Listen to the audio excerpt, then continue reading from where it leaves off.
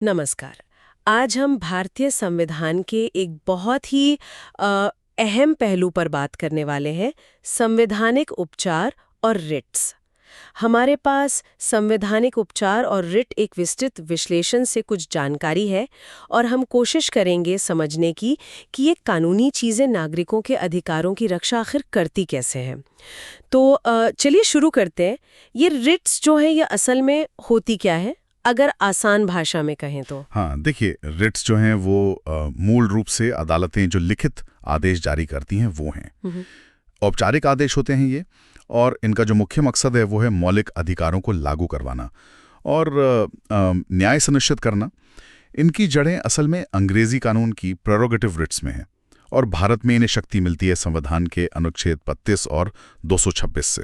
अच्छा, और आपने कहा कि हमारे संविधान में मुख्य तौर पर 5 तरह के रिट्स हैं। इनके नाम थोड़े मुश्किल लगते हैं कभी-कभी। हाँ, नाम थोड़े लैटिन है पर उनके मतलब समझने से आसानी होती है। पहली है हेबियस कॉर्पस। इसका मतलब है शरीर प्रस्तुत करो। ये तब काम आती है जब किसी को गैर कानूनी ढंग से हिरासत में रखा गया हो। ये व्यक्तिगत आज़ादी से जुड़ी है। ओह, इसीलिए इसे कई बार महान स्वतंत्रता रिट भी कहते हैं। ये बहुत महत्वपूर्ण है। हाँ, ये तो बहुत ज़रूरी लगता है। मतलब अगर किसी को लगे कि उन्हें या किसी और को गलत तरीके से बंद कर दिया है, तो वो कोर्ट जा सकते हैं इसके ज़रिए। अच्छा, और दूसरी वाली? दूसरी है मैंडेमस। इसका मतलब होता है हम आदेश देते हैं। ये रिट तब जारी होती है जब कोई सरकारी अधिकारी या कोई संस्था अपना कानूनी कर्तव्य, मतलब जो काम उन्हें कानूनन करना चाहिए, वो नहीं कर रहे या करने से मना कर रहे हैं। अच्छा, तो कोर्ट उन्हें आदेश देती है कि भाई अपना काम करो, है ना? बिल्कुल, ये सरकारी लोगों को जवाबदेह बनाने का एक तरीका है। और तीसरी है प्रोहिबिशन। इसका मतलब तो शायद रोकना होता है। सही पकड़ा आपने। प्रोहिबिशन मतलब मना करना। ये ऊंची अदालत जैसे हाई कोर्ट या सुप्रीम कोर्ट निचली अदालत को जारी करती है। तब जब निचली अदालत अपने अधिकार क्षेत्र से, अपनी लिमिट से बाहर जाकर कोई काम कर रही हो, ये मामला आगे बढ़ने से पहले ही रोक देती है।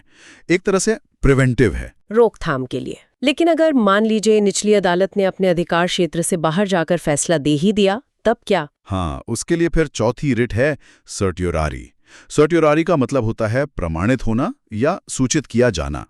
इसके जरिए ऊंची अदालत निचली अदालत के उस फैसले को देखती है और अगर वो फैसला बिना अधिकार क्षेत्र के दिया गया है या उसमें कानून की कोई बड़ी गलती है या नैसर्गिक न्याय के सिद्धांतों का उल्लंघन हुआ है, तो उसे रद्द कर सकती है। हाँ, तो उसे रद्द कर सकती है। तो ये एक तरह से सुधारात्मक है, क्यूरेटिव है। समझ गई। मतलब प्रोहिबिशन रोकता है और सर्ट्योरारी गलती को सुधारता है। और वो 5वीं रिट कौन सी है? आखिरी है क्यो वारंटो। हम्म, इसका मतलब है किस अधिकार से। अच्छा। ये रिट तब जारी की जाती है जब ये सवाल उठता है कि कोई व्यक्ति जो किसी सार्वजनिक पद पर बैठा है, वो किस अधिकार से उस पद पर है। क्या बात है। क्या उसका दावा वैध है? अच्छा। अगर पाया जाता है कि वो व्यक्ति गैर कानूनी तरीके से पद पर है, तो अदालत इस रिट के जरिए उसे पद से उठा सकती है। वाओ, ये तो बहुत मतलब नागरिकों के हाथ में काफी शक्ति देती हैं ये रिट्स। अब उन अनुच्छेदों पर आते हैं जिनसे इन्हें शक्ति मिलती है। अनुच्छेद 32 और 226 आपने शुरू में कहा था। अनुच्छेद 32 के बारे में कुछ खास बात है? हाँ, बिल्कुल। अनुच्छेद 32 जो है वो अपने आप में ही एक मौलिक अधिकार है, संवैधानिक उपचारों का अधिकार। और इसी वजह से डॉक्टर B.R. अम्बेडकर ने इसे संविधान की आत्मा और हृदय कहा था। ये बहुत बड़ी बात है। आत्मा और हृदय? जी, ये अनुच्छेद सीधे सुप्रीम कोर्ट को ये ताकत देता है कि वो मौलिक अधिकारों को लागू करवाने के लिए इनमें से कोई भी रिट जारी कर सके। सीधे सुप्रीम कोर्ट? तो अगर किसी के मौलिक अधिकार का हनन हो तो वो सीधा सुप्रीम कोर्ट जा सकता है? हाँ, बिल्कुल। एक बहुत महत्वपूर्ण रास्ता है नागरिकों के लिए। और अनुच्छेद 226 का क्या? वो हाई कोर्ट से जुड़ा है, आपने बताया था। जी, अनुच्छेद 226 जो है वो हाई कोर्ट्स को रिट जारी करने की शक्ति देता है। और यहाँ एक दिलचस्प बात यह है कि इसका दायरा अनुच्छेद 32 से भी ज़्यादा चौड़ा है, ज़्यादा व्यापक है। ओह, कैसे? देखिए, हाई कोर्ट्स न सिर्फ मौलिक अधिकारों के लिए रिट जारी कर सकते हैं, बल्कि किसी भी अन्य कानूनी उद्देश्यों के लिए भी कर सकते हैं। अन्य कानूनी उद्देश्य मतलब? जैसे मान लीजिए कोई सामान्य कानूनी अधिकार है, कोई स्टैट्यूटरी राइट है जो मौलिक अधिकार नहीं है लेकिन कानून ने दिया है, उसको लागू करवाने के लिए भी हाई कोर्ट में अनुच्छेद 226 के तहत जाया जा सकता है। अच्छा, तो अगर मामला सिर्फ मौलिक अधिकार का नहीं है तो हाई कोर्ट जाना ज्यादा सही रहेगा शायद। हाँ, उस स्थिति में हाई कोर्ट का रास्ता खुला है। पर दो बातें ध्यान रखनी होंगी। एक, हाईकोर्ट में जो अधिकार क्षेत्र है वो उसके अपने राज्य या केंद्र शासित प्रदेश तक ही सीमित होता है। सुप्रीम कोर्ट का तो पूरे देश पर है। हाँ, ये तो है। और दूसरी बात, रिट जारी करना या न करना ये अदालत के विवेक पर निर्भर करता है। ये एक डिस्क्रिशनरी पावर है। खासकर अनुच्छेद 226 के तहत कोर्ट मामले के तथ्यों को देखकर फैसला करती है। तो कुल मिलाकर देखें तो ये पूरी व्यवस्था, अनुच्छेद 32 और 226 और ये 5 रिट्स, ये नागरिकों को एक तरह का सुरक्षा कवच देती हैं।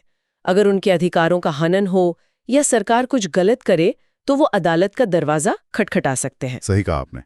सुप्रीम कोर्ट और हाई कोर्ट दोनों ही इन रिट्स का इस्तेमाल करके संविधान के संरक्षक के तौर पर काम करते हैं। और हाँ, इसी संदर्भ में हमें जनहित याचिकाओं यानी PILs का भी जिक्र करना चाहिए। हाँ, PILs, वो भी तो इसी से जुड़ी हैं। बिल्कुल।